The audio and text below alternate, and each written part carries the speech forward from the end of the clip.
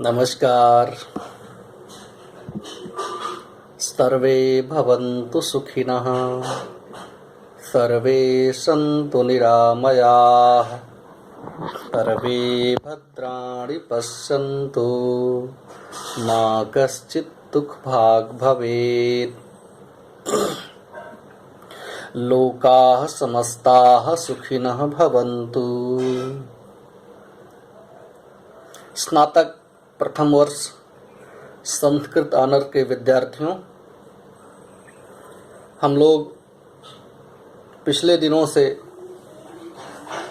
महाकवि भारवी प्रणीत महाकाव्य किरातार्जुनीयम का अध्ययन कर रहे हैं। उस अध्ययन को आगे बढ़ाते हुए आज हम लोग प्रथम सर्ग के 35वें श्लोक को पढ़ेंगे। कल 34 श्लोक तक हो गए थे प्रथम सर्ग के। आज हम लोग 35वें श्लोक का स्वाध्याय करेंगे। आप सब लोग किरातार्जुनीयम का प्रथम सर्ग खोलिए और उसमें भी 35वां श्लोक देखिए।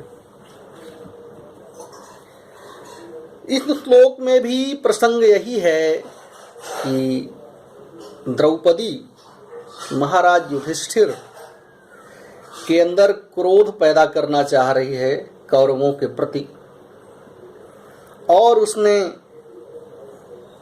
भीम की दयनीय दशा का वर्णन किया कि किस तरीके से आपके छोटे भाई भीम जंगलों और पर्वतों की खाक छान रहे हैं, मारे मारे फिर रहे हैं, धूल धूसरित हैं। इनको देखकर आपको क्रोध नहीं आ रहा है कि जिसके कारण इनकी ये दशा है उन लोगों पर आपको क्रोध नहीं आ रहा है? और भीम की दशा का वर्णन करने के पश्चात द्रौपदी अर्जुन की दुर्दशा का वर्णन कर रही है। इस श्लोक में यही है। सबसे पहले श्लोक उच्चारण देखिए। विजित्य यः प्राज्यमयक्षदुत्तरान् कुरून् कुप्यं वसुवासवोपमः सवल्कवासांसि तवाधुना हरन् करोति मन्युं न कथं धनंजयः। एक बार फिर से देखिए श्लोक को। विजित्य यः प्राज्यमयच्छदुत्तरान् कुरून् कुप्यं वसुवासवोपमः सवल्कवासांसि तवाधुना हरन् करोति मन्युं न कथं धनंजयः। अब देखिए इसका हिंदी अनुवाद देखिए। सबसे पहले है देखिए वासवोपमः। वासवोपमः कहाँ है? द्वितीय चरण का अंतिम शब्द है वासवोपमः। वासवोपमा मतलब होता है इंद्र के समान पराक्रम वाले। वासव उपमः, इंद्र के समान पराक्रम वाले। यह धनंजय, यह देखिए प्रथम चरण में है और धनंजय सबसे अंत में है। तो यह धनंजय मतलब जिस अर्जुन ने, इंद्र के समान पराक्रम वाले जिस अर्जुन ने उत्तरान कुरून विजित्य, उत्तर में स्थित कुरु देशों को विजित्य मतलब जीत कर, प्राज्यम, प्राज्यम मतलब प्रचुर मात्रा में। प्राज्यम कहाँ है? देखिए श्लोक में देखिए प्राज्यम कहाँ है? प्राज्यम द्वितीय चरण में है। द्वितीय नहीं, प्रथम चरण में यह के पश्चात देखिए प्राज्यम। प्राज्यम मतलब प्रचुर मात्रा में। अकुप्यम, अकुप्यम कहते हैं कि स्वर्ण और रजत, सोने और चांदी की धातुएं जो होती हैं, स्वर्ण और रजत रूपी जो संपत्ति होती है उसको अकुप्यम बोलते हैं। तो प्राज्यम प्रचुर मात्रा में, स्वर्ण और रजत रूपी संपत्ति, वसु मतलब धन, अयच्छत मने आपको दिया था, आपको दिया था। सह मने वह अर्जुन, वही अर्जुन, अधुना आज, इस समय, अधुना इस समय। अधुना कहाँ है देखिए श्लोक में, अधुना है तृतीय चरण में, तवाधुना, तव धन अधुना।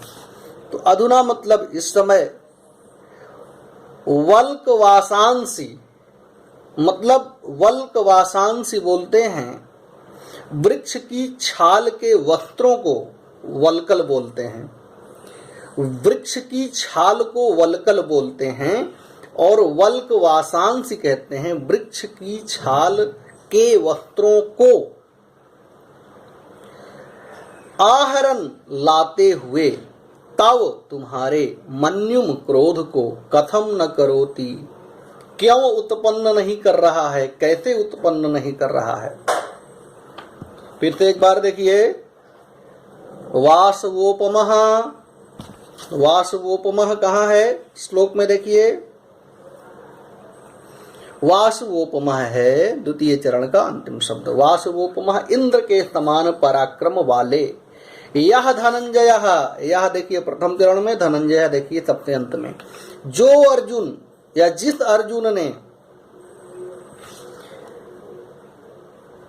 उत्तरान कुरून विजित्य, उत्तरान कुरून विजित्य, कुरून देखिए द्वितीय चरण में है, और उत्तरान कहाँ है, प्रथम चरण का अंतिम शब्द है। तो उत्तरान कुरून और विजित्य कहाँ है, विजित्य देखिए सबसे पहला प्रथम शब्द ही है। तो उत्तरान कुरून विजित्य अर्थात उत्तर में स्थित कुरु प्रदेशों को, कुरु देशों को, उत्तर में स्थित कुरु देशों को विजित्य मतलब जीत कर,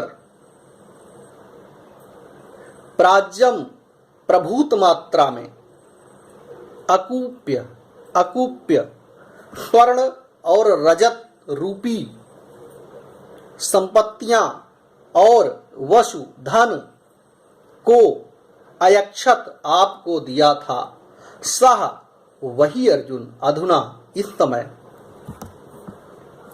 वल्कवासांसी वृक्ष के छाल रूपी वस्त्रों को आहरण लाते हुए, तव मन्युम आपके क्रोध को कथम न करोति, किस तरीके से पैदा नहीं कर रहा है। वही अर्जुन आज वृक्ष के छाल रूपी वस्त्रों को लाते हुए आपके क्रोध को किस तरीके से पैदा नहीं कर रहा है।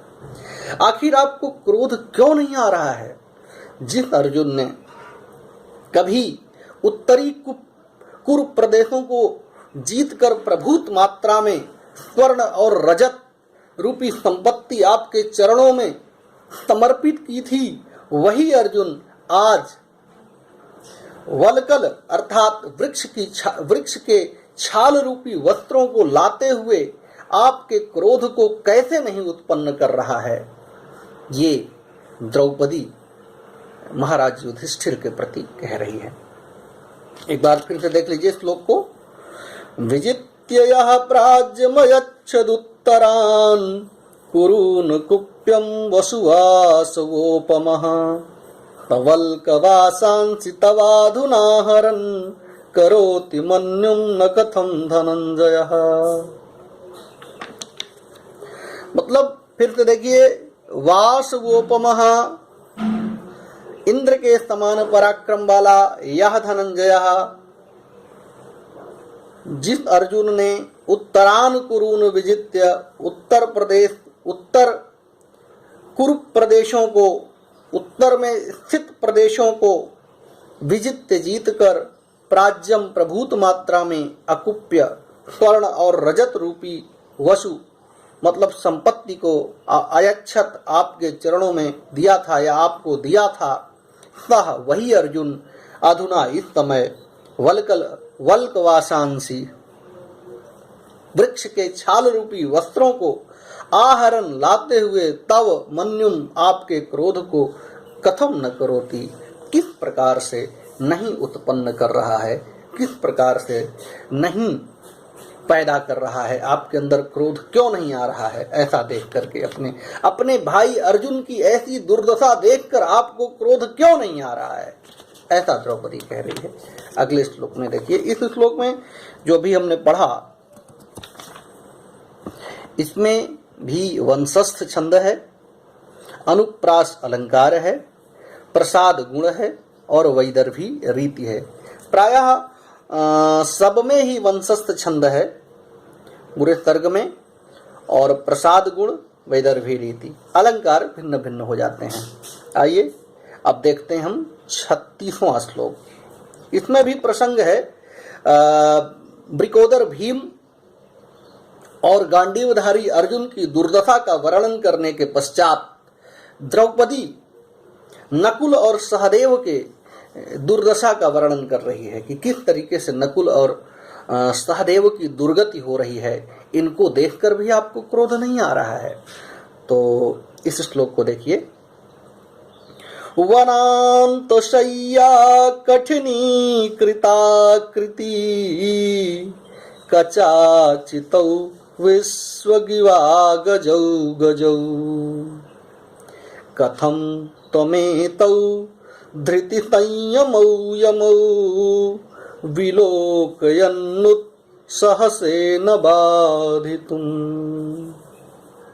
एक बार फिर से देखिए, वनांत शय्या कठिनी कृताकृति कचाचितौ विश्वगिवा गजौ गजौ कथम त्वमेतौ धृति संयमौ यमौ विलोकयन्नुत्सहसेन बाधितुम्। वंशस्थ छंद में श्लोक है ये। और देखिए आगे, सबसे पहले देखिए, वनांत शय्या कठिनी कृताकृति। वनांत शय्या कठिनी आकृति मतलब वन रूपी शय्या के कारण कठोर हुई आकृति वाले, कठोर हुई शरीर वाले, वन रूपी शय्या के कारण कठोर शरीर वाले, ये हुआ मतलब वनांत शय्या कठिनी कृताकृति का मतलब वन रूपी शय्या के कारण कठोर हुए शरीर वाले।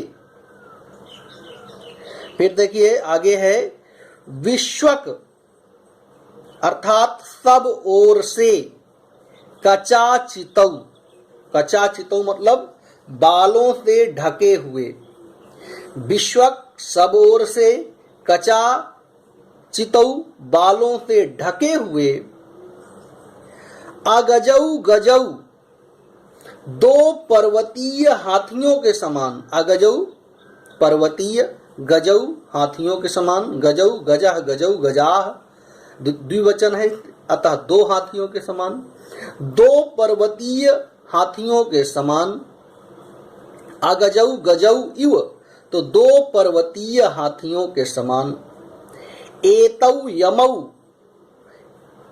इन दोनों जुड़वे भाइयों को, एतौ यमौ इन दोनों जुड़वे भाइयों को, विलोकयन देखते हुए, तुम अर्थात महाराज युधिष्ठिर,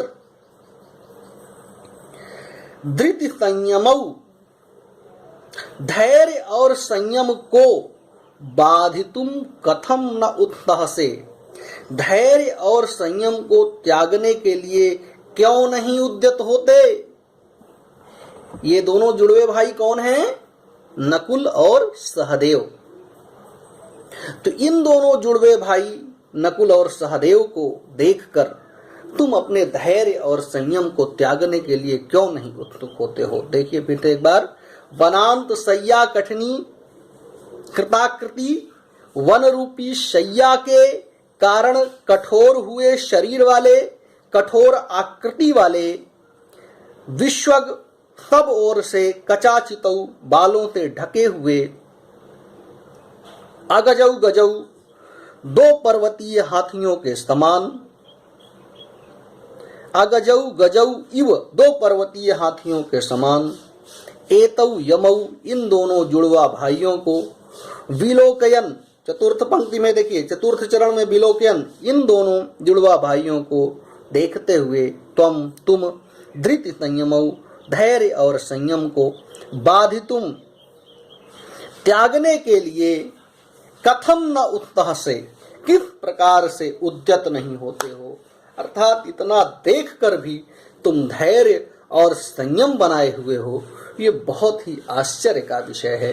हे महाराज, अपने इन दो जुड़वा भाइयों को देखकर, जो दो पर्वतीय हाथियों के समान, जिनके शरीर में बाल ही बाल उग आए हैं और वन रूपी शैया अर्थात जमीन पर शयन करने के कारण जिनकी आकृति अत्यंत कठोर हो गई है, जो अत्यंत कठोर शरीर वाले हो गए हैं, ऐसे अपने जुड़वा भाइयों को देखकर भी आप धैर्य और संयम को नहीं छोड़ रहे हैं। क्या कारण है? ये बहुत ही दुखद है। अर्थात आपको धैर्य और संयम इनको देखकर छोड़ देना चाहिए और उस अपराधी दुर्योधन पर क्रोध करना चाहिए, प्रतिज्ञा लेनी चाहिए और उस पर आक्रमण कर देना चाहिए। ऐसा द्रौपदी महाराज युधिष्ठिर से कह रही है। इस तरीके से ये 36वां श्लोक भी होता है। इसमें भी, इस 36वें श्लोक में भी वंशस्थ छंद है, प्रसाद गुण है और इसमें पांचाली रीति है, वैदर्भी रीति नहीं है। इसमें पांचाली रीति है और यमक अलंकार है, यमक अलंकार है। इस प्रकार से ये 36वां श्लोक पूरा होता है। कल हम लोग 37वें श्लोक को पढ़ेंगे। ठीक है, धन्यवाद।